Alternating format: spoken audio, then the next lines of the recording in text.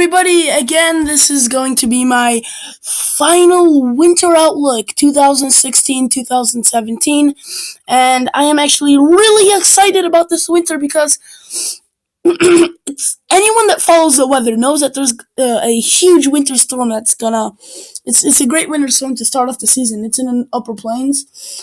I don't live there, but I'm still excited because this is gonna set the fundamental necessary things for other winter storms and snowy snowstorms.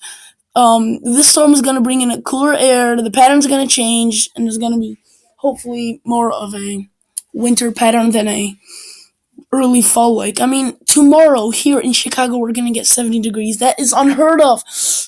November 18th, I think, tomorrow. It's ridiculous. So this is I said it too many times, I think, on this channel, like 60 million times. The NAO is going to be a huge player.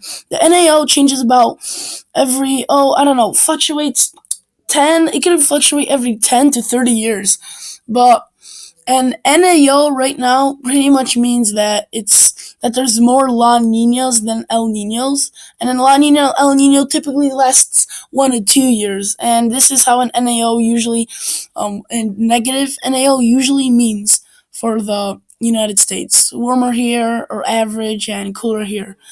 And this is a negative phase, and I'm leaning towards that, and everybody else is also. So this is how if the negative NAO happens, and this is what's going to happen with the La Nina. The La Nina is going to set in, but this time I don't think the La Nina is going to be strong. It's going to be a weak La Nina, so this jet stream is going to be right, but I think the warm and dry will extend up into the Pacific Northwest this time because it's not as strong as some of the previous La Ninas. This is a huge player for the Midwest and upper plains, northeasters, for the northeast, because the Alberta Clippers cause cause nor'easters, which could bring feet of snow to the northeast coast, but also bring cold air and several inches of snow to the Midwest. So these storms, as it describes them right here, typically form between December and February. Any time of the winter, they can form. They could be, some can be really big, dumping 5 to 8 inches. Some can be only half an inch in some locations, but they always usually have wind, and they are cold. Shows right here. Cold areas reinforced. Perfect. Area of low pressure forms east. Yep. Cold front, which brings a cold, and they bring light snow, but strong winds, as I said also. And this is, if this happens, these storms ride along the jet stream. So if the jet stream is going to be positioned like this, then all the storms are going to ride along here, the swath. It's going to be more snow for about this section of the country due to Alberta Clippers. That's how much they play a role in during the wintertime. This is also a general view of how El Nino affects the snow across the whole United States. You see, north typically gets less than average, and the south typically gets more than average. There's 1 or 2 years where maybe they get more, but those years are very, very uncommon, and probably the one where it says more is probably an inch more than average. Nothing much. You see the general pattern. El Nino, less snow up north, more snow down south. But this doesn't mean that, there's 60 inches down here. It's average. So in Georgia, what is your average? I have no idea. But just say if it's 6 inches, then you probably will get around 10 that year. That's more average, more above average. You're not going to get like 70. That's ridiculous. So this is my final map outlook for the year, for the winter, and you're looking at this and you're like, what the hell is this black line?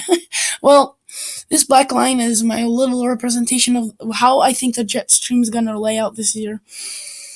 It's a pretty crappy job of drawing it, but I did my best. So if this is how the jet stream is going to look like, then this area around here is going to have probably the most snow due to the Alberta Clippers, which are storms that ride along quite often during the La Nina patterns. So let's get started off here. Pacific Northwest, I think it's going to be a pretty warm and moist, wet year, but the mountains are going to get a lot of snow because there's going to be a lot of precipitation and moisture in the atmosphere, but I think it's going to be a tad warmer than average. So depends if you're whether winter lover or not. Here in Southwest, the drought's gonna worsen a little bit, not too much, and also the wildfires and the smoke is gonna play a role in delaying the winter cold because that kind of creates a little blanket, and that's gonna delay it. And Colorado, New Mexico, Arizona, all these states might get cooler as springtime comes. So when springtime, I don't know, maybe later on in the year, a little bit the pattern will even out. So they might get a little bit cooler temperatures than average later on in the season. Here, I think I painted in red because I think it's going to be warm enough to have a couple of major severe weather outbreaks. So you got to have a watch out for that because a lot of people think that there's no tornadoes in the middle of winter, but they actually do happen. So mind blowing. No, but yeah, if there's gonna be tornadoes outbreak, I'm thinking it's gonna be these states that are gonna be the most likely to have these. Here, I painted these in the states in like a barely visible little faint yellow. Okay, I don't know, whatever, it doesn't matter. And these little dashes that I made represent the drought worsening and the fire and the smoke, cause as I said earlier, here in California, it almost creates like a blanket, the smoke. So that's going to delay the cold air penetrating through. And the drought's going to worsen because they're not going to have as much moisture and precipitation. Here, I think, is going to be the winter battleground, the zone. And those are the only states that are going to have the major problem. Not only because the ocean is so warm, but also because the jet stream is going not to be that it's not going to go that far south this year, I don't think. Here, up here, you see the states in the purple. They're going to get a little kick in the ass this winter because they're going to probably feel the brunt of the winter. They're going to be the coldest, going to most snow than average because that's usually where most of the snow lies above average because Washington here, some places get 600 inches, but compared to average, these states are going to get more. Compared to average, these states are going to get more, but not nearly as much.